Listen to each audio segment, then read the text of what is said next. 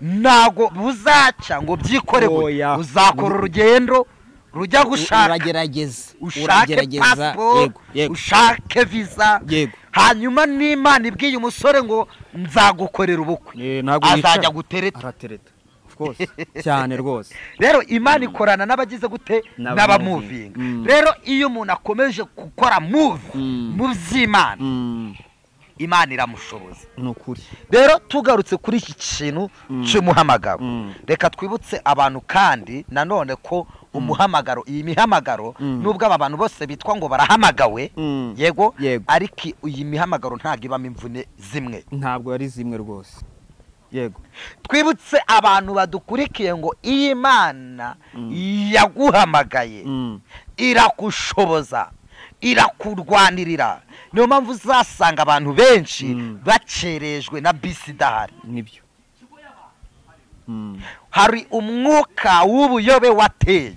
Reka tukangurire abantu bashobora kwibaza ngese twatandukanya gute umuntu wahamagawe n'Imana n'umuntu wihamagaye, kandi ko benshi baba bavuga izina ry'Imana bafite n'imbaraga zikora ibitangaza. Yego, mpamvu Bibiliya ivuga ngo ntakiriho kitahozeho. Yego, iyi ntambara ya mpangara nguhangare muri kubona mu bakristo, muri kubona mu bahanuzi, muri kubona mu bakozi b'Imana, muri kubona mu babishop. Ejo umuntu araje hano arandaritse mugenzi we biramurenze nawe araje. Reka duce impaka kuri iki kintu, kubera yuko ntago ari intambara ije nonaha, yatangiriye mu ijuru. Kuko igihe kimwe Imana imajije kurema umuntu, Shitani yashinze urubanza, aravuga ngo Shatani aravuga ngo Mana, kubera icyo uremye umuntu utangishije inama. Yego, Imana nayibaza Satani, iramubaza Satani, wowe nkurema ninde nagishije inama? Yego, ya tayari umwe arabajije undi aho kugira ngo amusubize nawamubajije amusubirishije ikindi kibazo. Iyo bwonyine ni mpangara nguhangare. Rero niyo mpamvu mubona nta murozi ubura umukarabye, niko Munyarwanda yavuze ngo nta murozi ubura iki umukarabye. Niyo mpamvu uzabona ikipe yose nubwo yaba yavutse ejo hashize ihita ibona abafana, nubwo yaba yavutse mu gitondo ihita ibona abafana. Kubera iki rero nta kipe igira gute ibura abafana. Iyi rero ni circulation yabereye mu gihugu cyo mwijuru. Shitani akimara kwigumura ku Mana ayibaza ngo ninde wakubwiye kurema umuntu utangishije inama? Imana nayo ati wowe nkurema ninde nagishije inama. Mbese habayeho mpangara nguhangare. Yes, katubasuhuze tubifuriza kugira amahoro y'Imana abantu mwese mudukurikiranye mugiye muri hirya no hino ku mpande enye zigize isi. Tuhaye ikaze abantu badukurikiranye bari mu Rwanda, mu mujyi wa Kigali, mu turere tukize igihugu cy'u Rwanda, kandi duhaye n'ikaze abantu badukurikiye bari hanze y'igihugu cy'u Rwanda, abari muri East Africa Community, abari mu migabane yo hirya iyo ngiyo mu bihugu bya kure, bose tubahaye ikaze. Dushimira kandi abantu badukurikira badahwema kudukurikira, haba ari kuri Shukuru TV, haba ari ku Nkuru y'Ukuri TV, badahwema kudukurikira umunsi ku wundi, gatanu kuri gatanu.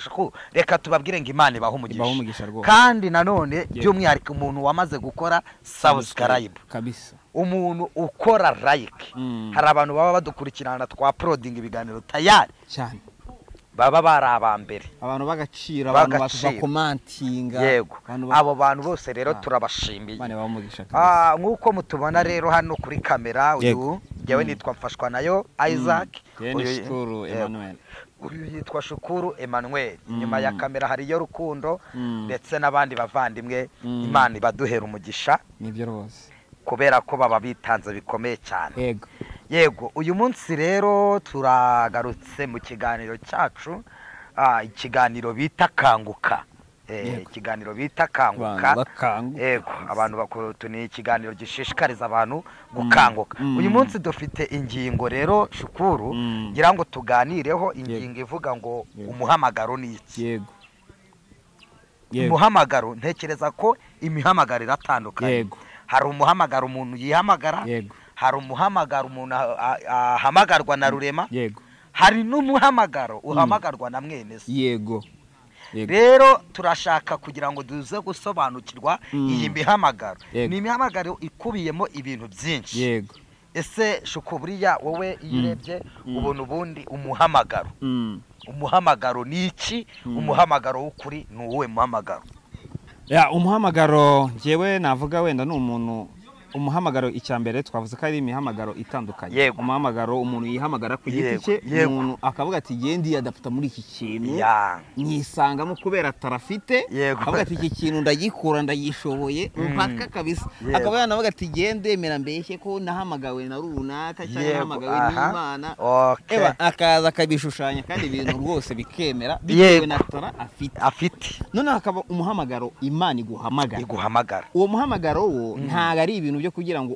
niyo utashyiramo ibirungo ubwawo uwo muhamagaro urikora yego sibyo none umuhamagaro uhamagawe na mwene se umuntu ashobora kwihamagara ubwe akanahamagara abandi yego akavuga ngo nabonye kwa runaka byaragenze yego runaka akambwira ati nyamara njyewe nagiye hariya bigenda kuri ushobora kunyinjiriraho bigakora ubwo turaza kubihuza gute n'ijambo ry'Imana sinibuka ahantu neza ryanditse ariko rigaragaza abantu ngo baseseye n'abantu buriye n'abantu baciye mu muryango yego kiganiro rero abantu batera agatebo Imana rwose abantu batera agatebo abantu mudukurikiye haba ari kuri Shukuru TV haba ari kuri Inkuru y'Ukuri TV rero ndagira ngo mubyumve neza ko twagarutse kuri kiganiro cyitwa Kanguka ni ikiganiro twabateguriye kigiye kuzajya gica kuri aya macano uko ari abiri ngira ngo rero mujye mugikurikirana shobora kuba udukurikiranye utarakora subscribe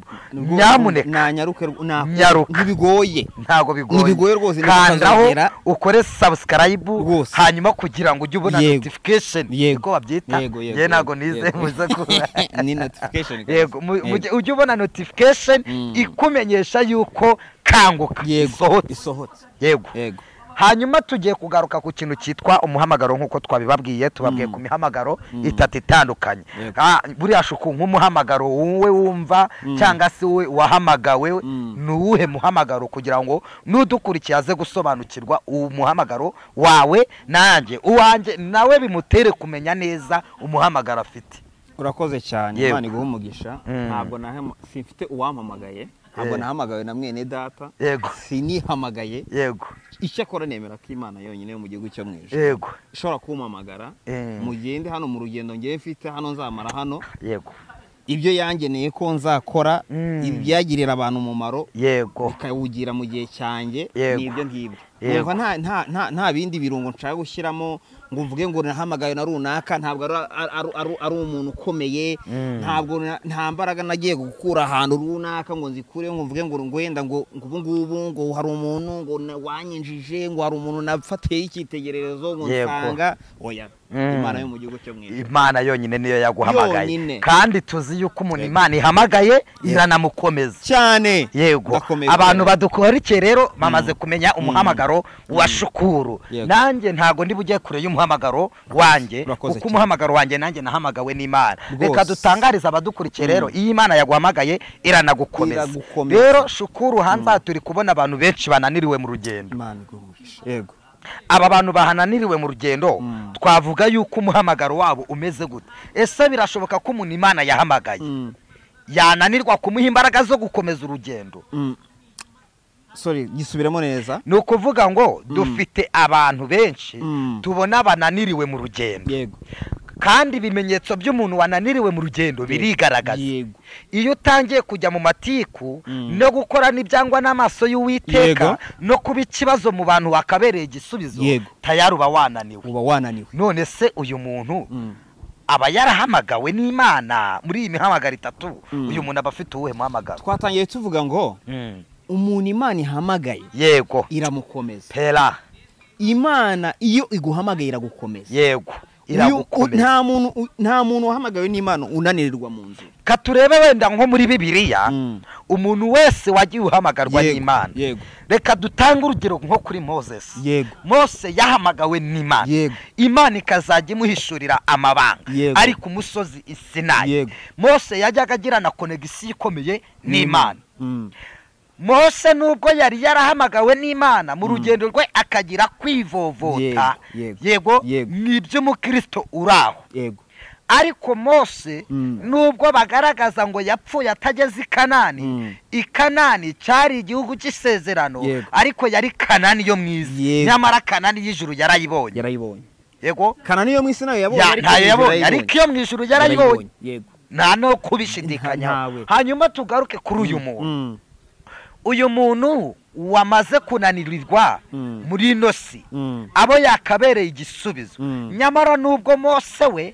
bigaragara yuko Imana yamuhoye icyo yarakoze yego ariko icyo yarakoze cyari cyo kubera igisubizo abo yarayoboye yego ariko turi kubona abantu benshi bafite abo bayoboye babereye ikibazo yego kandi Mose we ntabwo yigeze ikibazo ahubwo bo bamubereye ikibazo bituma agwa mu kintu atakaguye yego ariko ababera igisubizo none uyu muntu we ubereye abantu ikibazo aho kubabera igisubizo bisobanuye ko n'Imana yego yayibereye ikibazo cyane ijana ku ijana yego hanyuma se uyu muhamagaro ubwo ntekereza ko uyu muhamagaro ntago ari uw'Imana ntabwo uyu muhamagaro ntago ari uw'Imana yego izi ni imbaraga z'umwijima yego ntekereza ko ndamutse ngiye nkuhamagaye bitewe naho nanjye kuko unshobora kuguhamagara nanjye mfite abamamagaye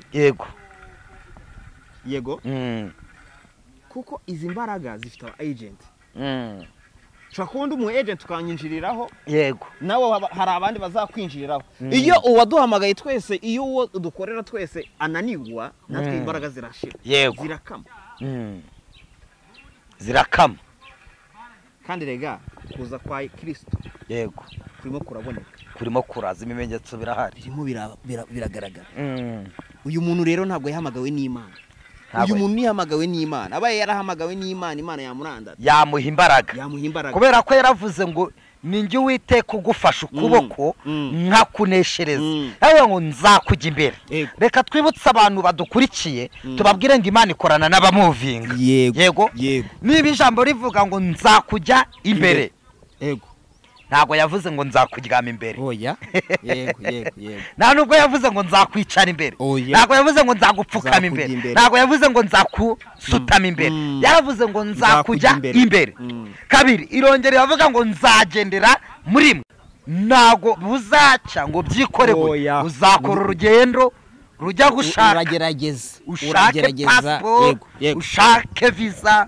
hanyuma n'Imana ibwiye umusore ngo nzagukorera ubukwe azajya gutereta cyane rwose rero Imana ikorana n'abagize gute n'abamuvinga rero iyo umuntu akomeje gukora move mu by'Imana Imana iramushoboza nukuri rero tugarutse kuri iki kintu cy'umuhamagaro reka twibutse abantu kandi nanone ko umuhamagaro iyi mihamagaro nubwo aba bantu bose bitwa ngo barahamagawe yego ariko iyi mihamagaro ntago ibamo imvune zimwe ntabwo ari zimwe rwose ntabwo ari zimwe yego hari dufite abantu bamwe na bamwe Imana yagiye ihamagara tufata nk'ikitegerezo muri Bible Imana yabwiye Abraham iramubwira ngo Abraham va mu gihugu va mu gihugu cyo kwa Soteri mu bigirwamana bya tugende nje kukwereka igihugu cy'isezerano kirimo amahoro kirimo ubuzima kirimo urubyaro kirimo kugubwa neza kirimo ibyo byose mwibutse ko kiriya gihugu Imana yari iri guhamagarira umugabo Abraham kujyamo cyari gikubiyemo iby'isi y'umubiri n'iby'isi y'umwuka umutima washakaga yego twibutse abantu badukurikiye ngo iyi Imana yaguhamagaye irakushoboza irakurwanirira niyo mpamvu uzasanga abantu benshi bacerejwe na bisi idahari nibyo hari umwuka w'ubuyobe wateye reka tukangurire abantu bashobora kwibaza ngese twatandukanya gute umuntu wahamagawe n'Imana n'umuntu wihamagaye kandi ko benshi baba bavuga izina ry'Imana bafite n'imbaraga zikora ibitangaza yego reka twibutse abantu ngo Satani ava mu ijuru ntago impano yigeze azamburwa. reka mu bintu Satani yambuwe impano rwose ziyo yambuwe gukorera mu muco nk'abamarayika. yego ariko impano yarazigumanye kandi niwe wari ufite impano nyinshi mu gihugu cyo mu ijuru. nibyo rwose kandi rero izi impano Satani azimanukana ku isi afite ubutatu bw'umwijima bushinzwe kugemura izo mpano mu bantu. yego sinzi nimba iki kintu bacyumvise. Satani yavuye mu ijuru agwa ku isi. Imana y'ubwayo iravuga n'akanwa kayo iravuga ngo wasiwe ugushije ishyano. yego rero nimba Imana y'ubwayo yaravuze ngo wasiwe ugushije ishyano egare bisobanuye iki? bishatse kuvuga ngo nuko hari imbaraga Shitani yaramanukanye mu isi zidasanzwe zizaba zije kurwanya abera bici b'Imana. yego hanyuma rero ageze mu isi yatangiye kugemura izi mpano ku bantu. reka nkwibutse neza twibutse n'abantu badukurikiye. hari ijambo mu Kinyarwanda twita mpangara ngo uhangare. sinzi nimba usobanukirwa iryo ari ryo. ndacyumva cyane. cyangwa se guhangana mu yandi magambo. izi zose ni terime zahozeho bayida. mpangara ngo uhangare ni umukino mvugaho ngo usubize. ni umukino watangiriye hejuru mu ijuru. yego rero niyo mpamvu Bibiliya ivuga ngo ntakiriho kitahozeho. iyi ntambara ya mpangara ngo uhangare muri kubona mu bakristo, muri kubona mu bahanuzi, muri kubona mu bakozi b'Imana, muri kubona mu babishopu. ejo umuntu araje hano arandaritse mugenzi we biramurenze nawe araje. reka duce impaka kuri iki kintu kubera yuko ntago ari intambara ije nonaha yatangiriye mu ijuru. kuko igihe kimwe Imana imajije kurema umuntu Shitani yashinze urubanza aravuga ngo Satani aravuga ngo Mana kubera icyo uremye umuntu utangishije inama. yego Imana nayibaza Satani irabaza Satani wowe nkurema ninde nagishije inama. ya tayari umwe arabajije undaho kugira ngo amusubize nawamubajije amusubirisheje ikindi kibazo. iyo bwonyine ni mpangara ngo uhangare. rero niyo mpamvu mubona nta murozi ubura umukarabye. niko Umunyarwanda yavuze ngo nta murozi ubura iki umukarabye. niyo mpamvu uzabona ikipe yose nubwo yaba yavutse ejo hashize ihita ibona abafana. nubwo yaba yavutse mu gitondo ihita ibona abafana. kubera iki rero nta kipe igira gute ibura abafana. iyi rero ni circulation yabereye mu gihugu cyo mu ijuru. Shitani akimara kwigumura ku Mana ayibaza ngo ninde wakubwiye kurema umuntu utangishije inama. Imana nayo ati wowe nkurema ninde nagishije inama. mbese habayeho mpangara ngo uhangare. abamarayika barahurura sasa. abamarayika bahuruza niyo mpamvu ubona umuntu agwa mu kibazo abantu bakaba benshi bati he rwose twarabivuze reka turebe biragenda gute. rero iyi ni mpangara ngo uhangare yahereye mu gihugu cyo mu ijuru. nta kiriho ubu kitahozeho. uko niko Bibiliya igize gute niko Bibiliya ivuga. iyi mpangara rero ngo uhangare yatumye abamarayika bose baza barashungera batega amatwi. bamwe bati kuko Imana yaremye umuntu imugabiza isi. kuko Bibiliya ivuga ngo Imana yaremye umuntu imugabiza isi muha ibyo mu isi ngo abitegeke. umuntu niwe wise amazina ibiri mu isi. urumva ko umuntu yarakomeye afite ubutware. umwuka w'ishyari utera Satani. rero ibi byose mubona bituruka ku kintu cyitwa ishari. katwibutsa abantu badukurikiye ishari ni ishuri rya nyuma wiga ukaba umurozi. munyamuneka nimba ufite ishari shyiraho akadomo. reka bari ko tutangariza abantu. ubwo niba uri umunyeshyari kandi uburozi bwa mbere buri mu magambo ni ururimi. yego abamarayika rero abamarayika rero shukuru barahuruye batega amatwi ikibazo. yego bamwe bati nibyo uriya muntu uri mu isi afite ubutware buruta bw'umumarayika byavuye kuki ese kutimana yamuremye ikamuhereza buriya butware twebwe twaremwe mbere ye tutarabuhabwa ishari rirazamuka bajya ku ruhande rwa shitani batangira kurwanya iki Imana yego hanyuma rero ibi ngibi birangiye abandi bumva aya makuru ariko se ko shitani ari maburana ko natwe twisanze Imana yatuzanye ko twisanze natwe Imana yaturemye ko nta hantu byagize gute byavuye nabo bajya kuri side wibuke ko muririmbye ararimbye aravuga ubuntu bw'Imana butangaje nibwo bwankuyeho iki imigozi abamarayika ariko abatariko natwe shatani nubwo avuga ubuntu bw'Imana butangaje nibwo bwaturemye natwe twasanze Imana iriho niyo yaturemye bamwe bajya kuri kote y'Imana abandi bajya kuri kote ya shatani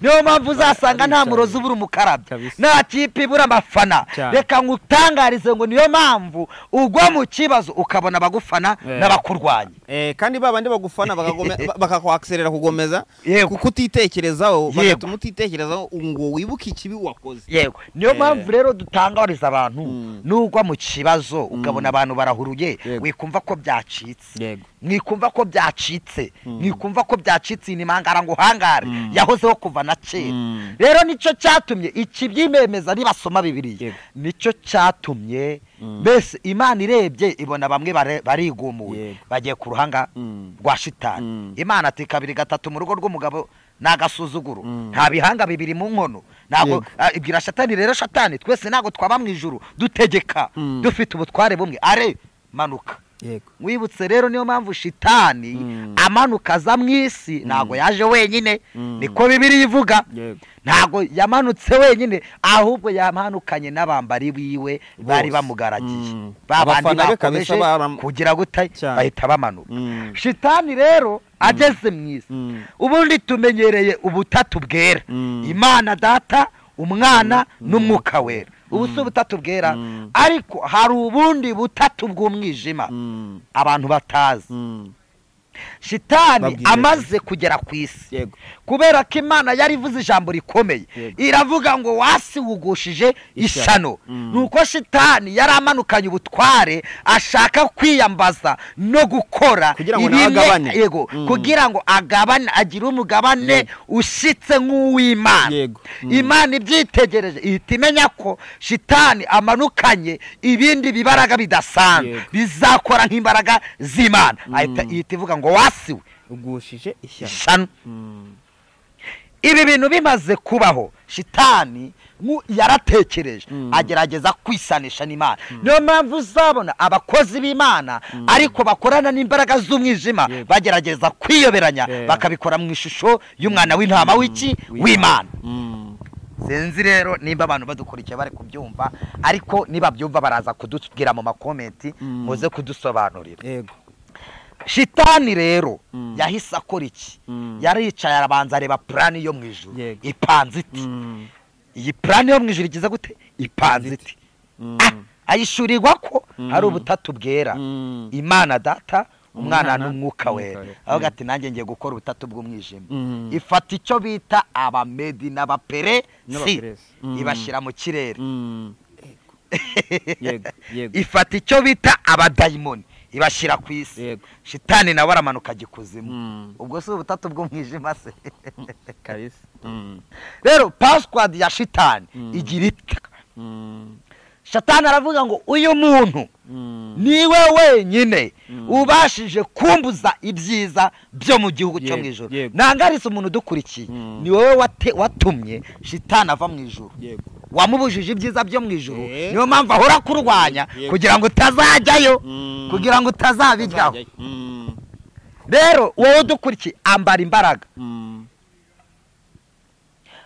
imbaraga zo kugira ngo uhangane nkunda kuvuga ijambo rivuga ngo hangana nudahangana uzaba igisubizo cy'uwahanganye rero shitani hano ku isi password iravuga ngo ubwo uyu muntu yarandukanyije n'Imana ngiye kumutega imitego itandukanye naticwa n'abamedi n'abaperesi bari mu kirere ngo bahambire amasengesho ye nagere ku Mana bazicwa n'abadayimoni. Abadayimoni bari ku isi niyo mpamvu bakorera no mu bantu kandi nimujya mubana abantu batewe n'abadayimoni se. Aba bantu rero iyo batewe n'abadayimoni baba bari kurwana n'imbaraga z'umwijima Satani yashize ku isi. None iyo unaniwe imbaraga zo ku isi iyo zinaniwe shitani we none uri kwizimu warakwinyukanyukira. Yego rero reka dutangarize nshaka ko duhinira iki kiganiro aha hafi tuzagaruka pati ya kabiri isobanura noneho ukuntu imbaraga za Satani yahise zitangira kuzikoresha mu bantu akigera ku isi rwose kabisa. Ni tugaruka kuri pati ya kabiri tuzavuga uburyo imbaraga za Satani zikimara kugera ku isi zahise zikora akazi zataka abantu zitangira kubakoreramo zibakoreramo. Kuko umuntu ashobora kubaho akorana n'imbaraga z'umwijima atanabizi. Yego atabizi rwose atabizi ko ari umunyago wa Satani. Yego ibyo bazagenda barushaho kubisobanukirwa. Rero abantu badukurikiye rwose nyamuneka iki kiganiro cy'ubutaha ntikizabacike. Nshaka kuzavuga uburyo Satani akigera ku isi yatangiye gukora. Yego ahita atangira koherereza abantu imbaraga zibanyaga ibyiza by'Isiyoni. Yego noneho tuzasanga ubundi Yesu yaje ku isi ati yego kinahambara imara kubaho aribwo Yesu yahise amanuka ku isi. Yego ndabakumbuje murakoze cyane. Reka dukumbuze abantu badukurikire ubundi Yesu yaje ku isi ati yego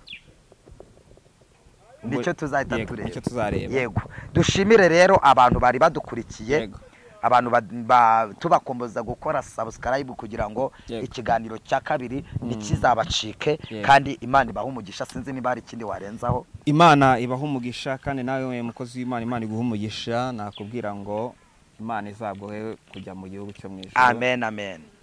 Dusabire abari bari kuhanga bw'ibyuma Imana ibaha umugisha. Burya ijambo ry'Imana riba ryiza unaryumva neza iyo uriganira. Yego kuko buri ikintu umuntu akunda kuganira cyane birangira gikunze birangira agize ikintu arakimenya byagutse. Rero n'ijambo ry'Imana iyo uriganira iyo ufiteho ibintu utariziho ugenda usobanukirwa ukarushaho kurimenya. Yego Imana ibaho umugisha. Ubu ngubu muri iki kiganiro nanjye hari ibyo nungutse abantu b'Imana. Rero Imana ibaho umugisha. Abantu baba badukurikiye muduhe komenti mukomeze mudusharinge kandi mukomeze mudukunde natwe turabakunda. Imana nayo ibakunda kuturusha. Imana ibaho umugisha. Rero yego kaduhinira aha ngaha naho ubutaha nakagaruka ibiganiro byacu. Yego.